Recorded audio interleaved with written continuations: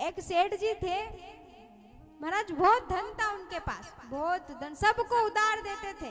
किसी के विवाह है तो भाई आ जाओ ले जाओ, या किसी के कुछ तकलीफ है कि सेठ जी धन उधार चाहिए, किसी को मना नहीं करते, किसी को भी कभी भी मना नहीं करते थे, सबको उधार देते थे। तो एक चोर को पता चल गया कि इन सेठ जी के पास इतना धन है कि ये सबको उधार देते हैं। क्या करते हैं? उधार देते हैं।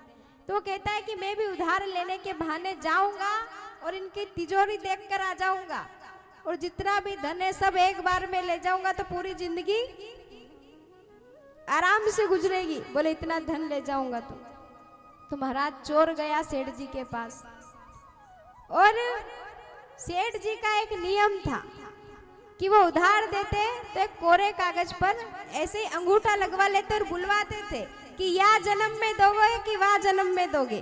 क्या बोलते थे? कि या जन्म में दोगे कि वाह जन्म में दोगे। तब कोई महाराज ईमानदार होता था तो वो कहता था कि या जन्म में ही दे देंगे। उन सेठ जी का ये नहीं है कि वाह जन्म में दोगे तो मैं तुमको नहीं दूंगा, तब भी वो पैसे देते उधार।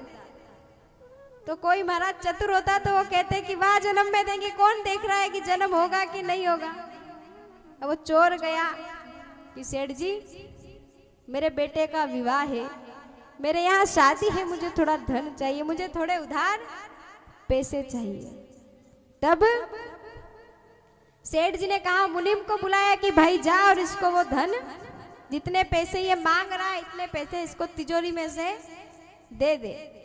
अब वो तिजोरी उस चोर ने देख ली महाराज, और पैसे लिए, और वहीं सेठ जी का एक महाराज तबेला, भैंसों का तबेला बना हुआ था, उस तबेले में जाकर वो चोर बैठ गया कि रात में जाकर चोरी कर लूंगा।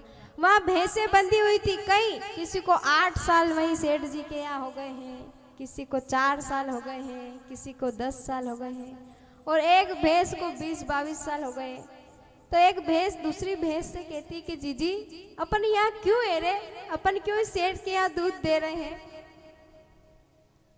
कि हम यहाँ इस सेठ के यहाँ दूध क्यों दे रहे हैं। तो वो बूढ़ी भैंस कहती ये सेठ बड़ा चतुर है, ये पहले लिखवाता है कि आ जन्म में दोगे कि वाह जन्म में दोगे, और जो इस जन्म में नहीं दे पाता वो उस जन्म में भैंस बनकर दूध देना पड़ता है और उसका कर्जा उतारना पड़ता है। तो हम सब यहाँ कर्जा उतार रहे हैं।